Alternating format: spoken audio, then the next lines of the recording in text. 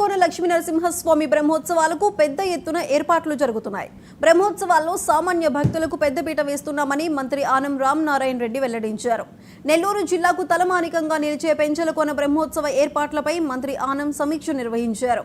ఈ నెల 8 నుంచి 14వ తేదీ వరకు నిర్వహించే బ్రహ్మోత్సవాల్లో భక్తులకు ఎటువంటి ఇబ్బందులు లేకుండా అధికారులు, ఫెస్టివల్ కమిటీ సభ్యులు సమన్వయంతో పనిచేయాలన్నారు మంత్రి. గరుడ సేవ, కళ్యాణోత్సవం రోజుల్లో భక్తులకు ఉచితంగా స్వామివారి లడ్డూ ప్రసాదం పంపిణీకి శ్రీకారం చుట్టామన్నారు. క్యూ లైన్లలో వాటర్ బాటిల్స్, మజ్జిగ, చంటి బిడ్డలకు పాలు, బిస్కెట్లు అందించాలని సూచించారు.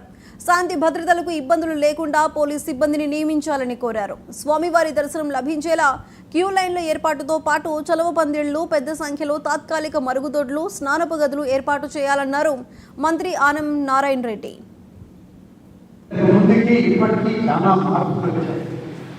అప్పుడు మీడియా వాళ్ళు ఎవరైనా అడిగితే వాళ్ళు బాగలేదంటే బాగలేదు, ఇవాళ బాగుందా బాగలేదా అంటే చెప్పాల్సింది ఆ వ్యక్తి, ఆ వచ్చినటువంటి భక్తులు మాత్రం. దాన్ని నేరుగా అనేక రకాల సర్వేలు చేస్తున్నారు. ముఖ్యంగా ఐపీఆర్ సర్వే వచ్చినటువంటి ప్రతి భక్తుల్ని విచారిస్తున్నారు. ఆలయంలో మర్యాదలు ఎలా ఉంది, అధికారులు ఏ విధంగా చూసుకున్నారు, పాలక వర్గం ఏ విధంగా ప్రవర్తిస్తుంది, ప్రసాదాలు కానీ పూజా కైంకర్యాలన్నీ మీకు సరిగా అందుతున్నాయా లేదా అనే విషయంలో ఎక్కడ రాజీ లేదు.